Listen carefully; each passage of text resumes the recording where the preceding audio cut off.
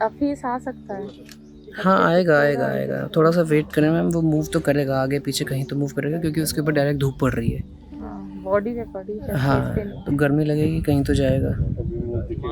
मेरा नाम हितेश है और एक बार फिर से मैं आया हूँ राजाजी नेशनल पार्क की दुनिया में। राजाजी टाइगर रिजर्व में हम सुबह की सफारी के लिए तैयार हो रहे थे, लेकिन पिछली रात काफ़ी ज़्यादा बारिश हुई थी और उस बारिश की वजह से पूरा जंगल और रास्ते सब बहुत ज़्यादा गीले हो चुके थे। जब हम सफारी पर निकले तो हमें लगा कि वाइल्ड लाइफ भी इस मौसम का फ़ायदा उठाने के लिए तैयार है। हर तरफ खामोशी थी, लेकिन एक एक्साइटमेंट थी कि आज हमें क्या देखने को मिलेगा। हम राजाजी के मोहान रेंज में लेपर्ड्स की तलाश कर रहे थे, क्योंकि ये जगह लेपर्ड्स के लिए काफ़ी ज़्यादा मशहूर है। हमने सोचा था कि बारिश के बाद लेपर्ड सेंट मार्किंग के लिए बाहर आएगा, पर ऐसा हुआ नहीं। इस सफ़र पे भी मैं अपने गाइड शाहरुख के साथ हूँ।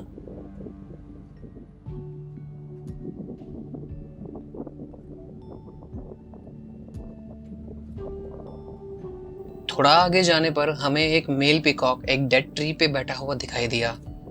हवा की गति का अंदाजा इसके मूव होते हुए पंखों को देख के लगाया जा सकता है। इंडियन पी फाउल, जिसको मोर भी बोला जाता है, सबसे बड़ा फिजेंट है और इसकी खूबसूरती के लिए इसे जाना जाता है। बताने की तो शायद जरूरत नहीं है कि ये भारत का नेशनल बर्ड भी है।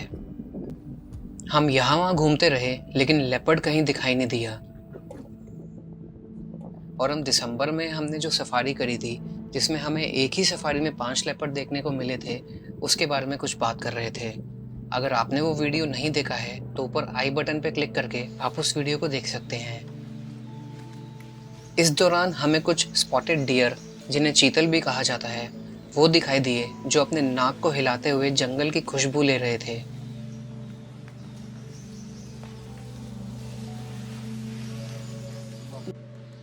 डियर आमतौर पर कलर ब्लाइंड होते हैं, इसलिए ये टेक्निक उनके लिए बहुत ज़रूरी होती है किसी भी शिकार या प्रीडेटर को पहचानने के लिए।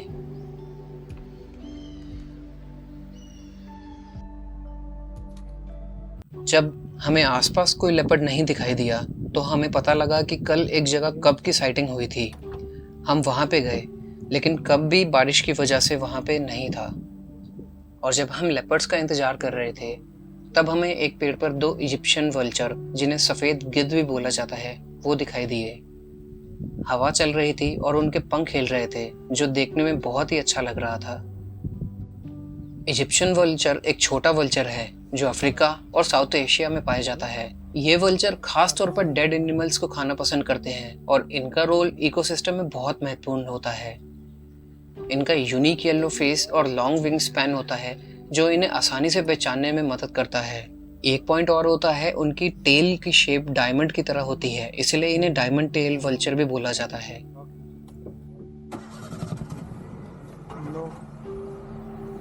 इस सफारी में हमें लेपर्ड नहीं दिखाई दिए और जब हम निकलने वाले थे तब एक सरप्राइज हमें मिला। एक ग्रेट हॉर्नबिल का पेयर, जिनमें से मेल अपने घोंसले के ऊपर था और फीमेल अपने घोंसले के अंदर। मेल तो पहले ही उड़ गया और फीमेल ने बस अपनी एक गर्दन एक बार बाहर निकाली और हमें देखकर उसने गर्दन अंदर करी और वो वापस दोबारा बाहर नहीं आई।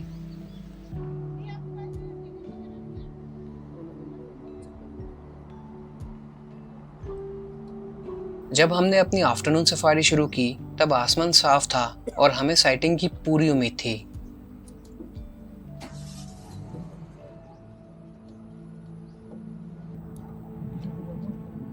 जंगल के अंदर एंटर करते ही हम ऊपर मचान के पास बने एक वाटर होल की तरफ गए, यह देखने के लिए कि वहां पे फीमेल लेपर्ड की मूवमेंट है या नहीं।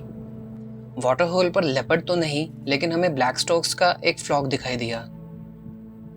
टेम्परेचर बढ़ने की वजह से इनकी संख्या लगभग अब कम हो गई है, लेकिन इन रेयर बर्ड्स को देखना ही अपने आप में बहुत अच्छा लगता है।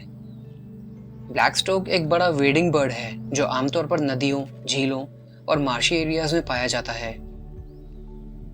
यह बर्ड अपने ब्लैक प्लमेज और डिस्टिंक्टिव रेड बिल के लिए मशहूर है। जब हम सफारी में आगे बढ़े तब हमें वहां एक ग्रेट हॉर्नबिल दिखाई दिया। ये वही हॉर्नबिल का मेल था जो हमें सुबह दिखाई दिया था। एकदम ऊपर में लेफ्ट साइड में देखो। देखो ऐसा दिख रहा है। If you see this, थोड़ी ही आगे बढ़ने पर हमें एक हिमालयन वल्चर्स का फ्लॉक भी देखा। हिमालयन वल्चर एक बड़ा स्कैवेंजर बर्ड है जो मेनली डेड एनिमल्स को खाना पसंद करता है। ये वल्चर्स ज़्यादातर हाई एल्टीट्यूड पर पाए जाते हैं और इनका रोल इकोसिस्टम में बहुत ज़्यादा ज़रूरी होता है क्योंकि ये कैरेकस को खाने से सफाई रखते हैं।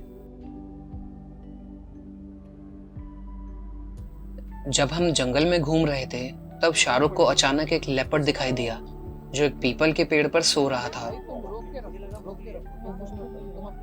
और जैसे ही हमें लेपर्ड दिखाई दिया हमने उसकी फोटो लेनी शुरू कर दी और हमारी जिप्सी को देख के बाकी सारी जिप्सी भी वहीं पे आके लग गई। आपने किस पे सेट कर रखा है इसको? यार लगा रखी है आपने।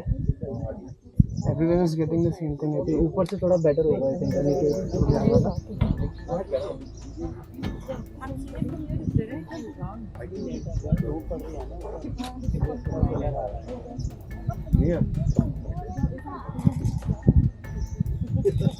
पत्ती गलत आ रही है इसके आगे। हाँ वही पत्ती तो आ रही है यार। अब धूप आ गई उसके ऊपर, वो आगे भी आ सकता है नीचे भी उतर सकता है। वो नीचे उतरेगा, पहले मुंह देखे वो उठाएगा।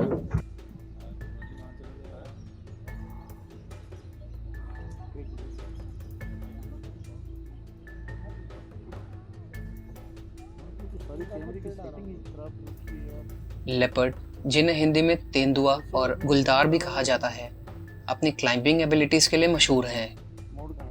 ये आमतौर पर दिन के समय पेड़ों पर सोए रहते हैं क्योंकि इससे उन्हें दूसरे प्रेडेटर जैसे लायंस या हाइनास या फिर टाइगर से बचने में मदद मिलती है। हालांकि राजाजी टाइगर रिजर्व में इनमें से कोई नहीं है।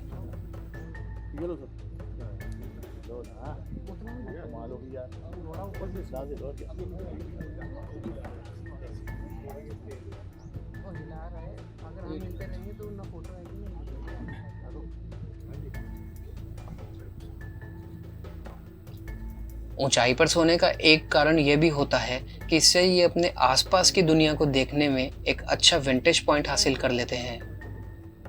और लेपर्ड का ये बिहेवियर उनकी सर्वाइवल स्ट्रेटजी का एक हिस्सा है क्योंकि ये इन्हें खुद को सुरक्षित रखने और अपनी खुराक को अपने प्रेडेटर से दूर रखने में मदद करता है।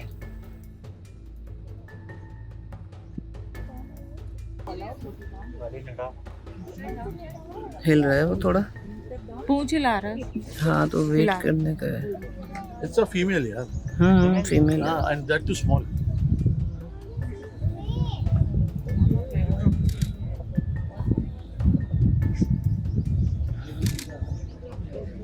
मूविंग।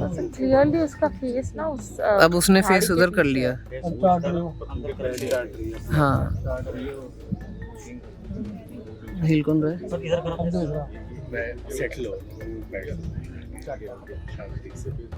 अब फेस आ सकता है।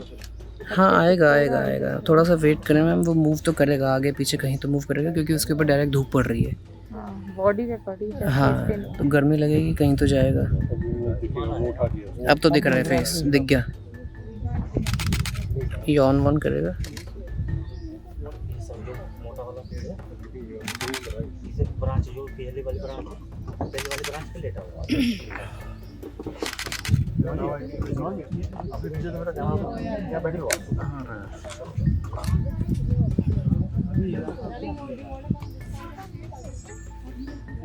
वही मैं बोलता था ना, ये अब उनका पेड़ पे बैठने वाला सीजन शुरू हो गया। एंगल और बन सकता है आपका। नहीं अभी कुछ नहीं करना है, करवाना ही नहीं है, हिलाना नहीं है शाहरुख भाई। ये आ जाएगा अभी थोड़ी देर में। हाँ वेट करो। हिल गया, उड़ गया, उड़ गया। अब पूरा ब्रांच आ गया। कोई मूव मत करना, वो अपने आप शॉट देगा।